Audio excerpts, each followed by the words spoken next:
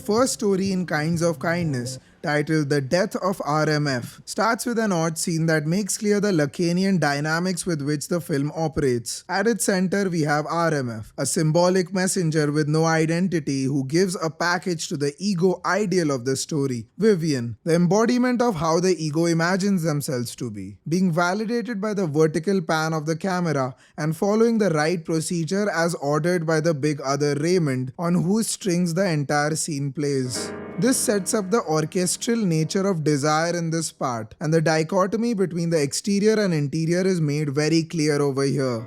This setup adds a new level of meaning to the apparently meaningless Weevil conversation scene between Raymond and Vivian, becoming a demonstration to our ego of how a conversation should be with the big other. In this world of shoulds and should nots, we cut to the protagonist, the ego of the story, who isn't really granted easy access to the big other's home, and whose moves are tuned to the notes of a piano. Good evening. Presumably being played by Vivian in the background. I'm going to water the plants, and then I think I might practice playing the song on the piano. Robert is just like a child in the film, following the big other's orders. This time he's preparing to run into a car carrying RMF. But this task unfortunately fails when Robert is unable to make the accident fatal, hence kicking off a series of disturbances that form the center of the story. Post-accident, when Robert returns home, we see him following a tight schedule, later revealed to be ordained by Raymond's own written word. According to Lacan, children in the mirror stage of their development start craving a symbolic schedule that is provided to them by language. Quote, a law that apportions satisfactions, as Professor Aaron Dunlop notes in his Lacan lecture. This mirror stage is twice emphasized in the frame, clearly giving us the idea that Robert is like a child who anxiously leans onto the image he projects to identify himself. The cinematograph tends to give us the feeling that every little action, hand movement, and overall reality is being monitored by the eye of the big other. This makes clear the psychoanalytic dynamic of this story. It is akin to a parent-child relationship between Raymond and his subjects, and Robert is clearly not the poster child that pleases Raymond. While the failed car crash was an indirect way to signify this, we get the first clear sign of this when we notice Robert reading Anna Karenina and just being on page 21 of it, but straight up lying to Raymond when they meet about his progress on the book. Did you read Anna Karenina?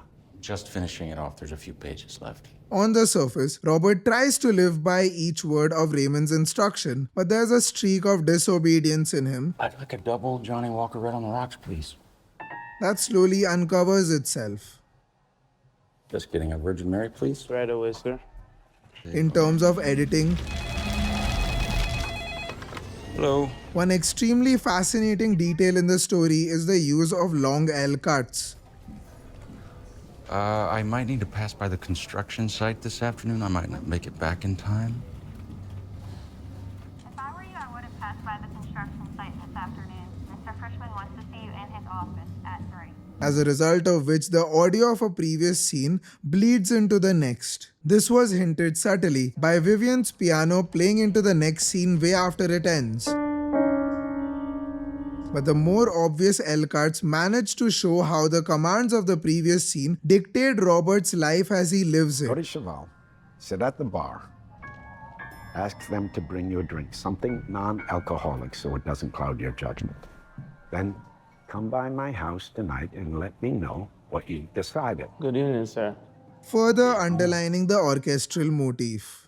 In extension, when Robert meets Raymond, the conversation is cut such that the camera often stays on Robert while being subjected to the judgment of Raymond. Don't get it cut. Let it grow a little longer. And you've lost more weight, I think. Skinny men are the most ridiculous thing there is. To undercut the significance of Robert himself, when he gets the opportunity to talk, I will be joining you after all for the trip to Munich. the camera refuses to show his face as he's ignored by Raymond. And in the scope of language, it is interesting to see how Robert is given an illusion of choice in the story. Aren't you and Sarah thinking of having children? And this illusion of choice is what seems to be an emotional breaking point for him. Through language, Raymond as the father shapes Robert's limits of imagination. Again, come in and sit down there before you speak. He prescribes a procedure for him that almost molds Robert's self. So even when he lets him go to live his own life, Robert isn't able to live beyond the life set out for him, as highlighted by the jarring piano notes. According to Jacques Lacan, one of the pivotal registers that becomes most prevalent in the psychological development of a child is the imaginary register. The child sees himself in the mirror stage, assuming the eyes of their parents, because it is the parent that initially teaches them language and identity. So when the parent lets go of Robert, he fails at cooking, his wife leaves him, and the possessions given to him by Raymond that he considered intimately priceless end up with very little value in the market. At this stage, the editor uses jump cuts to highlight the helplessness of his psyche as nothing goes in his favor, and the elaborate ego of the child now lays broken. Suddenly, the piano becomes diegetic, as if Robert's mind is being invaded, and he does not even know how to deal with his freedom of choice at the bar. When his efforts to reproduce Raymond's old methods fail, in a stroke of pure cinematic genius, the director is able to merge the past, future, and present together in a scene of utmost paranoia, with Robert trying to seek forgiveness from Raymond. By using the same black and white treatment as was used in the footage of Raymond's past, there's a sign given that the child is stuck in cycles of reimagining the future based on his past, as the same scene ends up playing the next day. But when Raymond tells him to get out, suddenly new noises enter into the frame as we are introduced to Emma Stone's Rita in the film, an actor who will later play a devotee of a cult in the third part. Are you all right? Are you hurt? Just a little. A little.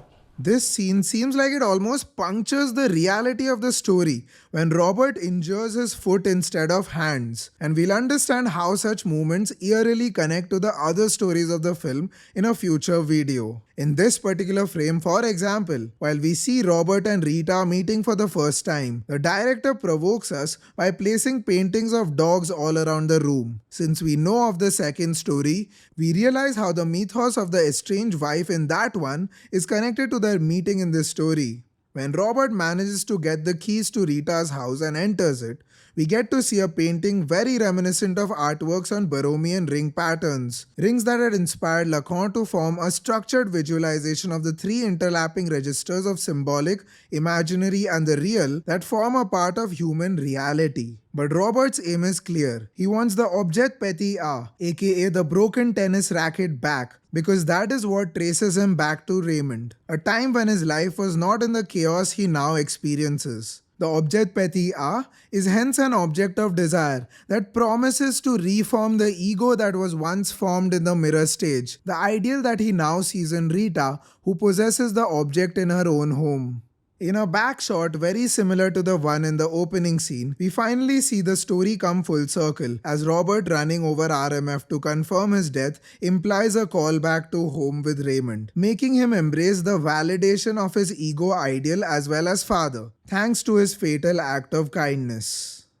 In terms of the cinematography, this three-shot assumes an almost mythical significance to the story, lending a near-religious divinity of the Father, Son, and the Holy Spirit. Therefore, this part of Kinds of Kindness is chiefly about the subject as a child, and how a child's imagination can be sacrificed as an act of kindness towards a tyrannical father. In the next part, we'll be looking more closely into the most bizarre section of the triptych, namely, RMF is flying.